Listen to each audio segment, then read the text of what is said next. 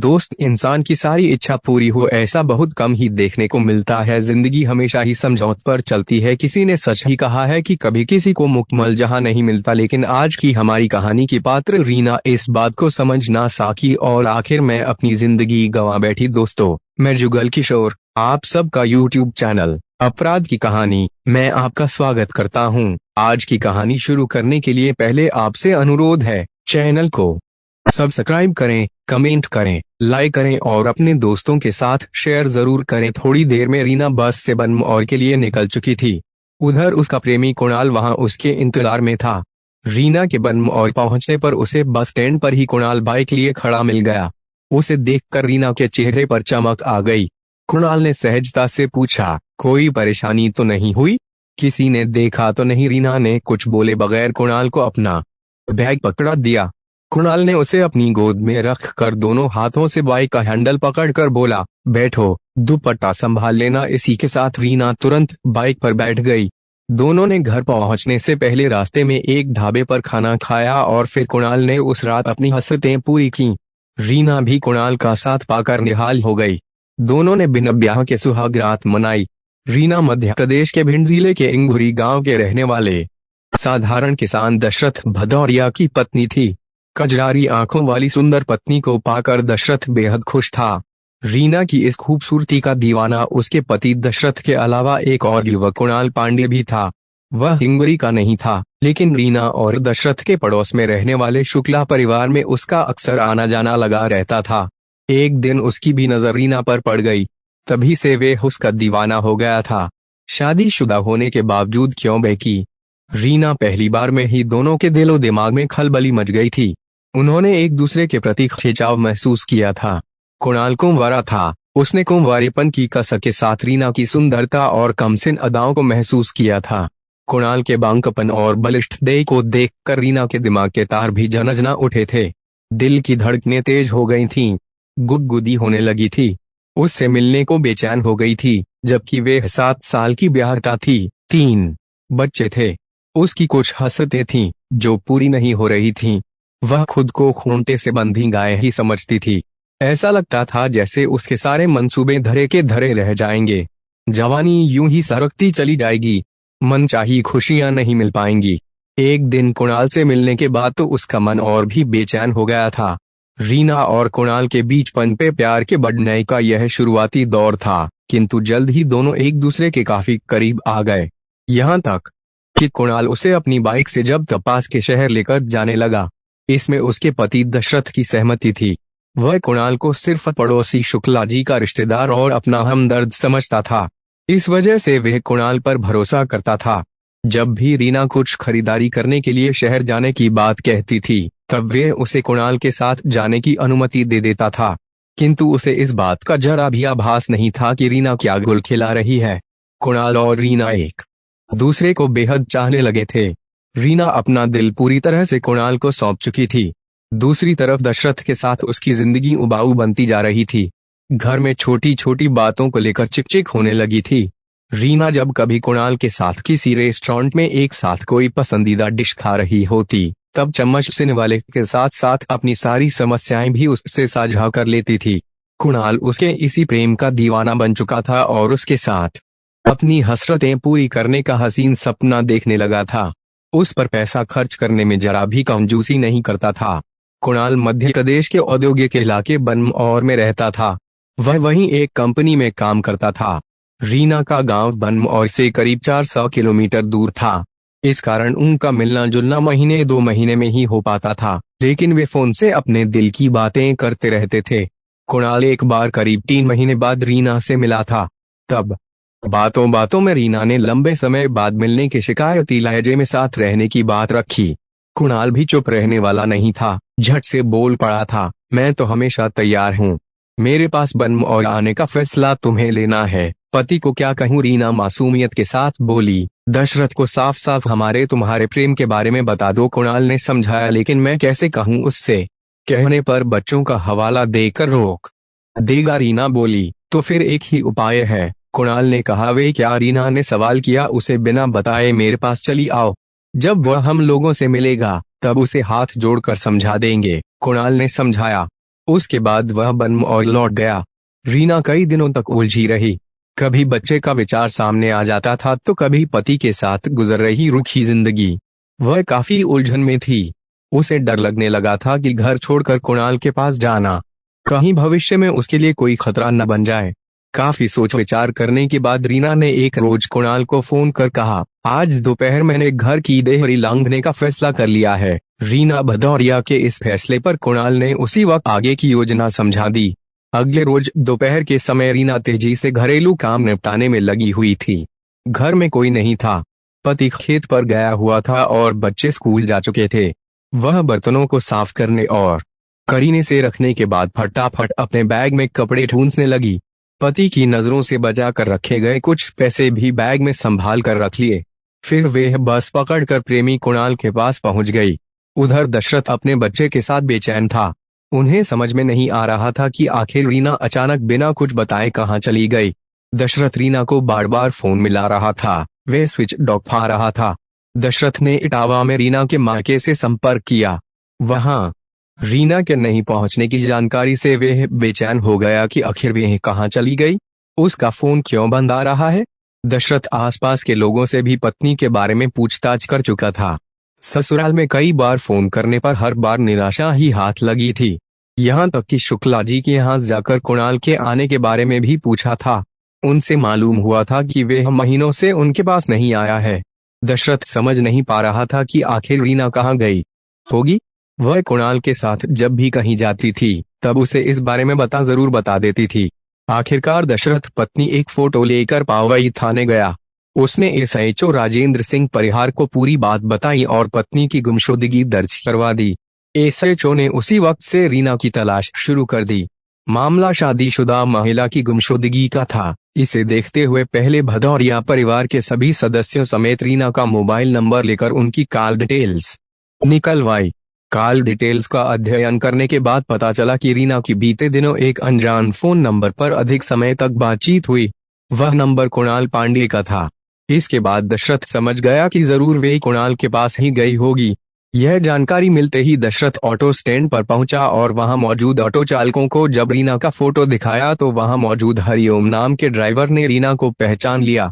उसने बताया कि वह महिला उसके ऑटो में बैठ कर बस स्टैंड तक गई थी, लेकिन वहां से वे कहां के लिए गई होगी इस बारे में उसे कोई जानकारी नहीं है।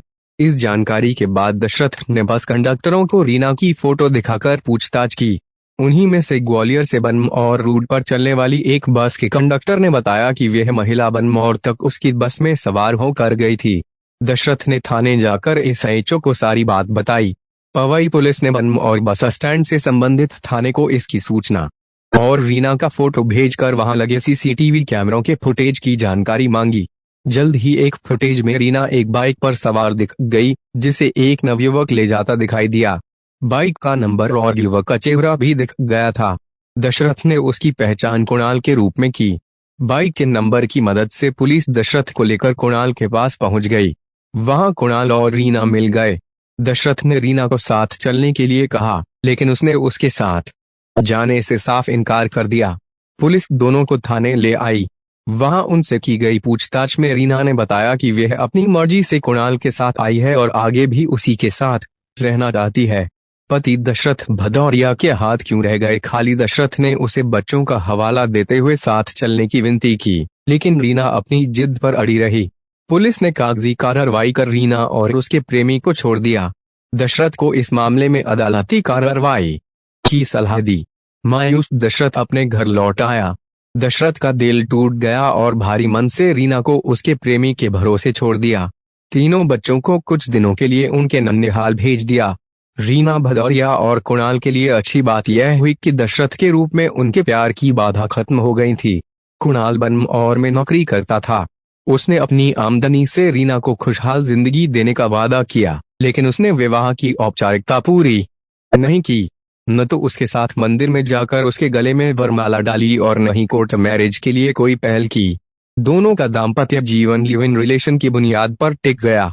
सब कुछ रीना की महत्वाकांक्षा के अनुरूप चलने लगा। रीना ने महसूस किया कि जैसे उसे खुशियों और आजादी के पंख लग गए हों।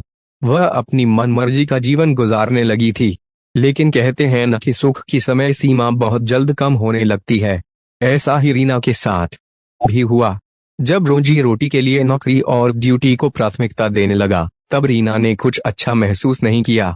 उसे लगा कि जैसे उसकी खुशियां कम हो रही हैं। कुणाल के साथ रहते हुए उसे कई बार बोरियत भी महसूस होने लगी।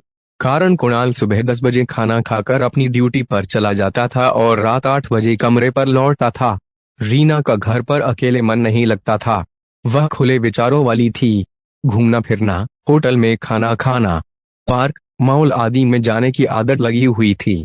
उसमें कमी आने से वह उदास रहने लगी थी। कुणाल अब छोटी छोटी बातों और घरेलू खर्च को लेकर रीना को जिम्मेदार ठहराने लगा था। रोजाना किसी न किसी बात को लेकर उनके बीच कहासुनी होने लगी थी। घरेलू क्लेश से रीना दिन भर कमरे में अकेली पड़ी परेशान होती रहती थी। वह विचलित हो जाती थी कि आखिर अपनी पीड़ा किसे सुनाए। वहां कोई भी उसका हमदर्द नहीं था जिसे अपने गम की बात सुनाए, दिल का दुखड़ा बताए। ऐसे में रीना को अपने लिए गए फैसले पर पछतावा होने लगा। अपने बच्चों और पति की याद भी उसे सताने लगी। लेकिन अब इतना सब हो जाने के बाद पति के पास वापस लौटना संभव नहीं था। अपनी बदली हुई जिंदगी से निराश रीना की मुलाकात मार्केट में एक दिन सुरेंद्र धाकड़ नाम के युवक से हो गई। वह टेम्पो चलाता था। उसकी लचेदार और मीठी बातों ने रीना का मन मोह लिया था। अंत में रीना ने अपनी आदत के मुताबिक अपना नाम बताया और मोबाइल नंबर भी दे दिया। खुश मिजाज टेम्पो वाले ने रीना का कुछ समय की यात्रा में ही दिल जीत लिया था। कौन बना रीना का अगला प्रेमी सुरेंद्र ठंडी हवा के झोंके की तरह रीना भदौरिया को छूकर चला गया था। उसे कई दिनों तक उसकी बातें याद आती रहीं। एक रोज उसने उसे फोन कर दिया। रीना उसे बस स्टैंड के मार्केट में आने के लिए बोली। सुरेंद्र तुरंत सॉरी बोलता हुआ बोला, मैडम, मैं अभी ग्वालियर अपने कमरे पर हूँ। आज मैं अपनी सेवा नहीं दे सकता, माफी चाहता हूँ। एक टेम्पो चालक द्वारा इस तरह तमीज से बातें करना रीना के दिल को छू गया। 2 दिनों बाद सुरेंद्र एक बार फिर रीना को मार्केट में टकरा गया। कुछ घरेलू सामान के साथ रीना बाजार में सड़क के किनारे बैठी थी। वह खोई खोई थी। तभी सुरेंद्र ने अचानक उसके सामने टेम्पो रोक दिया था। एक बार फिर उस रोज के लिए सॉरी बोला और हाल चाल पूछ बैठा। रीना अचानक सुरेंद्र को देखकर चौंक पड़ी। कुछ बोलने से पहले ही सुरेंद्र बोला, देवी मंदिर चलना है मैडम, आज वहां मेला लगता है, चलिए वहां घुमा लाता हूँ, ज्यादा किराया नहीं लूंगा, वैसे भी खाली जा रहा हूँ। रीना से जिस मंदिर के बारे में पूछा, संयोग से वे उसके घर के रास्ते में ही आगे कुछ दूरी पर था। तुरंत ही वह सुरेंद्र के साथ जाने के लिए तैयार हो गई। उस दिन रीना ने महसूस किया कि उसके दिल की बात सुरेंद्र सुन सकता है। उस रोज नहीं चाहते हुए भी रीना मंदिर में कुछ समय सुरेंद्र के साथ रही। उसके साथ पूजा में हिस्सा लिया और पास के एक ढाबे में चाय नाश्ता भी किया। यह सब सुरेंद्र को भी अच्छा लगा था। रीना उसके साथ फोन पर भी बातें करने लगी, अपनी समस्याएं बताने लगी थी, जिसका सुरेंद्र दार्शनिक अंदाज में जवाब देने लगा था। एक दिन सुरेंद्र उसे ग्वालियर अपने कमरे पर ले गया। रीना के कदम पहले से ही बहके हुए थे। उसे हमेशा महसूस होता था कि वह प्यार की भूखी है। थोड़ी सी हमदर्दी मिलते ही उस ओर मुड़ जाती थी। प्यार पाने की यही लालसा उसे कुणाल तक खींच लाई थी। जब कुणाल से जी उबने लगा, तब वे सुरेंद्र में अपना प्यार तलाशने लगी। एक मर्द से दूसरे मर्द की बाहों में जाने के बाद मिलने वाली उपेक्षा और असफलता का उसे कोई मलाल नहीं होता था। जल्द ही रीना और सुरेंद्र ग्वालियर के शीलनगर में लिव इन रिलेशनशिप में रहने लगे। सुरेंद्र ने अपने मकान मालिक से रीना का परिचय पत्नी के रूप में करवाया। हालांकि इस फैसले को लेकर रीना को उसकी एक सहेली ने काफी समझाया था कि वे गलत कर रही है। सुरेंद्र उससे 13 साल छोटा भी था, किंतु तब तक रीना पर सुरेंद्र के इसका भूत ठीक उसी तरह सवार हो चुका था जिस तरह एक समय में वे कुणाल के इसकी दीवानी बनी हुई थी। रीना ने अपने नाबालिग बेटे दीपेश को भी ननिहाल से बुलवा लिया था। उसे सुरेंद्र पास की एक बेकरी में काम पर लगवा दिया था। वह दोपहर बेकरी पर जाता था और रात के 9 बजे सुरेंद्र उसे अपने साथ वापस कमरे पर ले आता था। कुछ दिनों तक सुरेंद्र ने रीना को अच्छी तरह से रखा। बाद में वह एक एक पैसे के लिए मोहताज रहने लगी। अब उसे कुणाल को छोड़कर सुरेंद्र की बातों में आने का पछतावा होने लगा था। कुछ दिनों से रीना फिर से कुणाल के संपर्क में आ गई। उनके पुराने रिश्ते फिर से रंग भरने लगे। एक दूसरे के साथ जीवन भर निर्वाह करने के कस्में वादे करने लगे।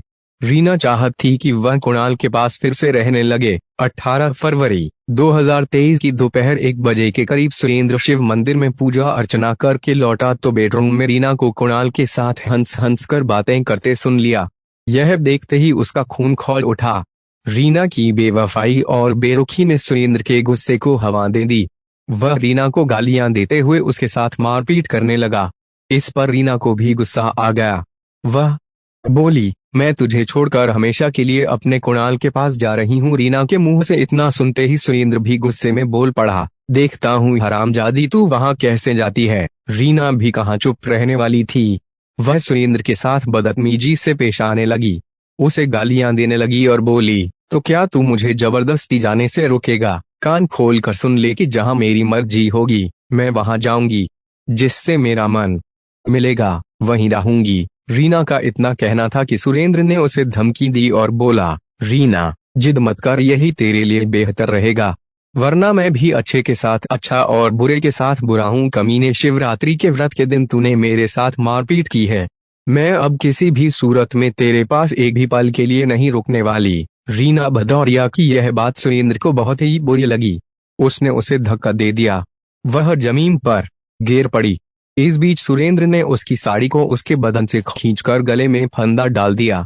वह तब तक साड़ी के फंदे को खींचता रहा जब तक रीना बेसुध नहीं हो गई। उसके बाद सुरेंद्र मेला घूमने चला गया और रात के करीब 9 बजे उसकी बेटे को लेकर कमरे पर आया। वहां रीना को मृत अवस्था में देखकर परेशान होने का नाटक किया। फिर उसने अपने एक दोस्त कालू के माध्यम से एम्बुलेंस बुलाई। उस पर रीना की लाश रखवाकर उसके गांव इंगुड़ी भेज दी। साथ में उसके बेटे दीपेश को भी बिठा दिया। सुरेंद्र ने इसकी जानकारी रीना के पति दशरथ भदौरिया को फोन पर दे दी। लाश को गांव पहुंचने से पहले ही कुछ दूरी पर एम्बुलेंस से उतरवा दी। दीपेश वहां से भागता हुआ अपने पिता दशरथ के पास गया और मम्मी की मृत्यु की सूचना दी। दशरथ घबराया हुआ लाश के पास पहुंच गया। उसने जैसे ही रीना के कान से खून और गले पर किसी चीज से कसे जाने के निशान देखे तो उसे हत्या का शक हुआ। उसने तुरंत पवई पुलिस को इसकी सूचना दे दी। सूचना मिलते ही पुलिस मौके पर पहुंची और जांच की तो मामला संदिग्ध नजर आया। घटनास्थल ग्वालियर होने की वजह से पवई पुलिस ने रीना के शव को मृतका के परिजनों के साथ वापस ग्वालियर भेज दिया। मृतका के परिजन शव को लेकर ग्वालियर थाने पहुंचे तो पुलिस ने मामला दर्ज कर रीना का शव पोस्टमार्टम के लिए भेज दिया। 19 फरवरी 2023 की सुबह ग्वालियर थाने के एसएचओ राजेंद्र परिहार की टीम ने सुरेंद्र धाकड़ को जलालपुर फिल्टर प्लांट से गिरफ्तार करने में सफलता हासिल कर ली। इस टीम में एसआई रमाकांत उपाध्याय, हेमेंद्र राजपूत, योगेंद्र मावई, एएसआई हरिराम नागर शामिल थे। पुलिस के सामने उसने अपने जुर्म स्वीकार कर लिया। इंसान अपनी जिंदगी में समझता ना करे तो हालात खराब हो जाते हैं, इसलिए हमेशा सतर्क रहें। आपको कहानी कैसी लगे कमेंट कर जरूर बताएं और चैनल को सब्सक्राइब करें, लाइक करें। कल फिर आपसे मुलाकात होगी एक और नई कहानी के साथ। तब तक अपना ख्याल रखें, सतर्क रहें।